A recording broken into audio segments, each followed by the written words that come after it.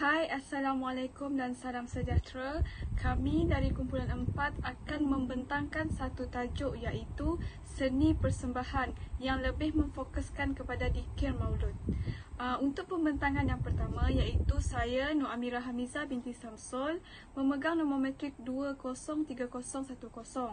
Saya pada kali ini akan membentangkan bahagian konsep seni persembahan dan konsep dikir maulud. Okey, untuk pendahuluan, untuk maklumat untuk bahagian pendahuluan, seni pada masa ini semakin mendapat tempat kepada khalayak ramai. Hal ini dikatakan demikian kerana seni merupakan satu unsur yang sangat memainkan peranan yang penting dalam menyampaikan sesuatu perkara. Sehubungan itu, seni juga bersifat umum. Ianya merupakan satu bentuk ilustrasi yang digunakan untuk menyampaikan idea bagi melakukan sesuatu projek yang memerlukan hasil kesenian. Pada dasarnya, seni merupakan sesuatu unsur yang mempunyai banyak cabang. Ianya terbahagi kepada dua elemen iaitu seni rupa dan seni persembahan. Untuk bahagian ini, saya akan menerangkan konsep seni persembahan. Pada pandangan Kamus Dewan edisi keempat, seni persembahan dianggap sebagai seni yang mewakili kesemua manifestasi artistik yang diciptakan untuk dipentaskan di atas panggung, terutamanya untuk aktiviti teater dan tarian. Sehubungan itu, seni persembahan juga dikenali sebagai proses pengerjaan kerana tertakluk kepada penyampaian oleh pemain dan tindak balas daripada para penonton. Selain daripada nama seni persembahan, ianya juga dikenali sebagai seni pertunjukan. Secara ringkasnya, seni ini terletak pada para seniman yang menggunakan suara, badan atau sebagainya untuk menyampaikan prestasi artistik. Untuk konsep yang kedua iaitu konsep dikir maulud. Dikir merupakan satu perkataan yang dikenali dengan pelbagai istilah atau nama mengikut aspek bahasa yang tertentu. Contohnya, dikir barat, dikir pahang, dikir maulud atau dikir rebana. Terdapat pelbagai lagi nama-nama dikir yang telah dapat dikenal pasti di Malaysia. Manakala bagi makna maulud pula ialah merupakan hari bersejarah keputeraan Nabi Muhammad SAW. Menurut Islam, dikir maulud merupakan hari kelahiran Rasul atau maulud Nabi Muhammad SAW, iaitu hari bersejarah keputeraan Nabi Muhammad SAW. Seni yang selain daripada itu, Selain daripada itu, dikir maulud juga dikenali sebagai seni yang memuatkan tentang riwayat Nabi Muhammad SAW yang dimulai dari sebuah nur dan mendapat tanda-tanda kenabian sehingga baginda dewasa. Untuk makluman semua juga, umat Islam yang mengadakan majlis memperingatkan keputeraan Nabi Muhammad SAW seperti mengadakan ceramah, dikir maulud, perarakan dan sebagainya.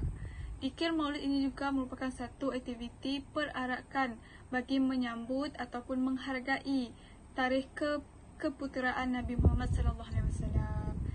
Sekian, terima kasih. Assalamualaikum dan salam sejahtera. Nama saya Nur Amirah binti Ishaq, nombor matrik 203942. Saya akan membentangkan tentang kaedah kajian yang kami lakukan untuk memperoleh maklumat berkaitan dengan seni persembahan dikir maulud. Terdapat dua kaedah kajian yang kami gunakan iaitu kaedah kepustakaan dan kaedah rujukan laman sesawang. Dalam kaedah kepustakaan, kami mengunjungi perpustakaan secara dalam talian dan juga mengunjungi pelbagai platform yang menyediakan pelbagai jenis bahan bertulis atau bahan tidak bertulis seperti gambar untuk memperoleh maklumat berkaitan dengan seni persembahan dikir maulud. Dalam kaedah rujukan laman sesawang pula, ia melibatkan pencarian maklumat di laman sesawang bagi memudahkan pengkaji memperoleh maklumat tambahan. Kami juga menggunakan laman sesawang yang sesuai dengan tajuk yang kami kaji iaitu seni persembahan zikir maulud untuk memudahkan proses pemahaman dan penyampaian maklumat dilakukan dengan lancar. Setakat itu sahaja pembentangan daripada saya. Sekian, terima kasih. Okay. Saya akan membentangkan asal-usul zikir maulud. Nama saya Siti Syahira binti Abdul Ghani dan nombor matrik 201814. Zikir maulud. Zikir maulud ni dikatakan zikir yang merupakan salah satu persembahan yang mendorong satu persembahan untuk mendorong masyarakat agar bertakwa dan khusyuk kepada Allah Subhanahu Wa Taala. Dan disebabkan dorongan inilah menyebabkan wujudnya kelahiran muzik Islam di Pahang sebagai salah satu persembahan yang berprinsipkan hubungan kerohanian antara Allah Subhanahu Wa Taala dengan para seniman. Menurut pandangan Muhammad Tayyib Osman 1679 menyatakan bahawa berzikir ini merupakan satu bentuk persembahan seni yang mengandungi ungkapan puitis memuji Rasulullah SAW yang diiringi dengan irama yang tertentu. Zikir ini juga merupakan doa dan kata-kata memuji Allah Subhanahu Wa Taala yang direndangkan ketika menyambut hari keputeraan Nabi Muhammad SAW atau Maulidur Rasul. Zikir mana atau zikir perhari ini terbahagi kepada dua jenis, iaitu zikir maulud dan zikir berdah. Menurut Nasnina Muhammad Rosli dan Da'i Haliza dan Jamal 2020, kedua-dua jenis zikir ini dimainkan dari tempat yang berbeza. Maksudnya, asal-usul kepada kedua-dua zikir ini, contohnya zikir maulud dan zikir berdah ini, berasal dari dua tempat yang berbeza. Zikir maulud dikatakan bermula di kawasan Kuala Sungai Lut Merah, kawasan Maran sehinggalah ke kawasan Pekan. Manakala zikir berdah pula dari kawasan Kuala Sungai Lut sehingga ke kawasan Sungai Kuala Ritu. Namun zikir berdah ni dikatakan telah lenyap dan dipopulasikan dengan zikir maulud. Menurut Abdul Razak 1967, zikir maulud merupakan nyanyian dalam bahasa Arab yang diambil daripada kitab Majmu'ah Maulud Syafarul Anam. Pendikir yang membuat persembahan zikir ini akan berdiri-diri menyanyi atau memuji Allah SWT dan Nabi Muhammad SAW dengan iringan tepukan rebana mengikut irama. Kesimpulannya, zikir maulud ini telah menjadi bukti berlakunya perluasan agama Islam di kawasan negeri Pahang. Pernyataan ini disokong lagi dengan penemuan batu nisan yang membuktikan kedatangan Islam di Pahang lebih awal daripada penemuan batu bersurat lain. Namun, walaupun kesahihannya agak meragukan, walau bagaimanapun, zikir ini masih lagi dijadikan sebagai medium untuk menarik minat masyarakat pada agama Islam. Ya, terima kasih. Assalamualaikum warahmatullahi wabarakatuh. Nama saya Nur Aisyah binti Masri, bernombor matrik 203307. Baiklah, saya akan meneruskan perbincangan mengenai budaya masyarakat ketika menyambut sambutan Maulidur Rasul. Persembahan zikir maulud sebenarnya sangat sinonim dengan sambutan Maulidur Rasul yang diadakan pada setiap 12 Rabiul Awal pada tiap tahun di negara kita. Hal ini kerana melalui perkataan maulud itu sendiri, ia telah membawa maksud kelahiran Nabi Muhammad SAW. Antara amalan yang telah diamalkan oleh masyarakat kita pada hari ini, daripada dahulu sehinggalah ke hari ini, adalah seperti membaca salawat, membaca berzanji, membaca Al-Quran dan mengadakan ceramah agama yang akan membahas tentang sirah dan kehidupan Nabi Muhammad SAW. Kita akan melihat kepada amalan yang pertama, iaitu membaca selawat. Perkataan selawat ini berasal daripada kata solat yang membawa maksud puji-pujian dan doa. Manakala menurut Kamus Dewan edisi keempat, selawat ini diartikan sebagai doa kesejahteraan ke atas Nabi Muhammad SAW. Selawat ini dibaca sebagai sebuah persembahan zikir dalam sambutan Maulidur Rasul bagi menzahirkan perasaan cinta terhadap Nabi Muhammad SAW. Hal ini kerana baginda merupakan rahmat daripada Allah Subhanahu Wa Taala kepada semua makhluk di dunia. Secara umumnya terdapat pelbagai jenis selawat yang boleh dilafazkan dan selawat yang paling ringkas adalah seperti yang telah saya paparkan di sini, dan di sebelahnya merupakan selawat yang paling afdal, yang lebih panjang dia akan menjadi lebih afdal. Tetapi ketika majlis sambutan Maulidur Rasul, selawat yang dibaca ketika berarak adalah seperti yang di bawah ini. Seterusnya adalah amalan membaca berzanji. Berzanji ini merupakan kitab yang memperihalkan biografi serta sifat-sifat mulia Nabi Muhammad SAW. Kitab ini telah ditulis oleh seorang tokoh Arab yang bernama Syekh Jafar Al-Barzanji radhiyallahu anhu. Nama asal kitab Berzanji ini ialah Iq Al-Jauhar fi Maulid Al-Nabi Al-Azhar. Namun disebabkan nama tersebut tidak masyhur, maka digantikan dengan nama tokoh tersebut iaitu Maulid Berzanji. Seperti yang tertera pada paparan ini, terdapat gambar kitab Maulid Berzanji yang berwarna hijau. Di bawah ini merupakan keratan teks Berzanji yang sering dibaca oleh masyarakat Melayu ketika sambutan Maulidur Rasul. Namun begitu, bacaan Berzanji tidak hanya dibaca ketika sambutan Maulid sahaja, tetapi sebaliknya dibaca ketika majlis-majlis tertentu seperti majlis marhaban dan juga majlis cukur jambul. Seterusnya adalah amalan membaca Al-Quran. Seperti yang kita tahu, Al-Quran ini merupakan mukjizat teragung yang diturunkan oleh Allah Subhanahu Wa Taala kepada Nabi Muhammad SAW melalui perantaraan malaikat Jibril alaihissalam. Masyarakat digalakkan untuk membaca Al-Quran dengan tujuan untuk memperingati Allah Subhanahu Wa Taala sebagai Tuhan semesta alam. Sambutan Maulid Nabi turut memperdengarkan bacaan-bacaan Al-Quran yang biasanya disiarkan secara langsung di kaca televisyen. Setiap Muslim yang suka ataupun gemar membaca Al-Quran ini akan mendapat kelebihan dan fadilat yang tertentu, seperti darjat diangkat di sisi Allah, mendapat pahala berlipat kali ganda, dapat memberatkan timbangan amalan dan banyak lagi. Dan amalan yang terakhir adalah mengadakan ceramah agama. Ceramah ini merupakan sebuah ucapan berbentuk pidato yang diucapkan di khalayak ramai dan biasanya dipersembahkan dengan tujuan untuk menyebarkan informasi berbentuk agama.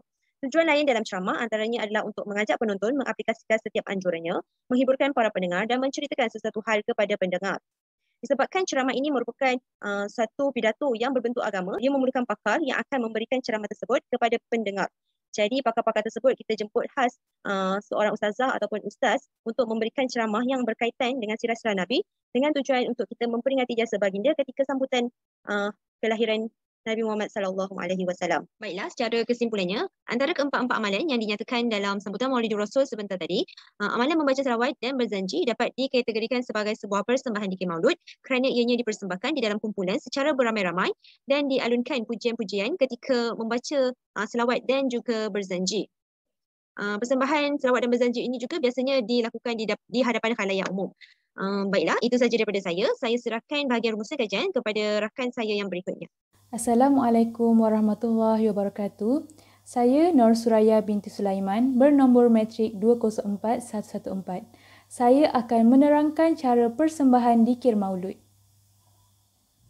Kesenian dikir lazimnya merujuk kepada alunan selawat ke atas Nabi Muhammad SAW yang diiringi dengan paluan rebana.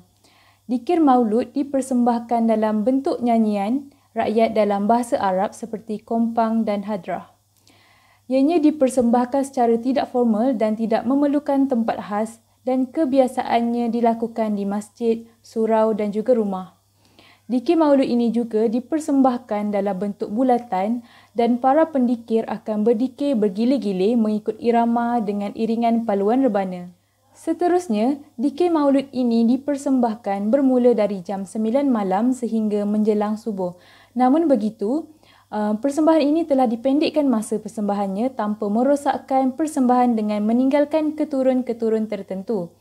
Dikir maulud kebiasaannya dipersembahkan sempena hari-hari kebesaran Islam seperti Maulidur Rasul iaitu hari keputeraan Nabi Muhammad SAW.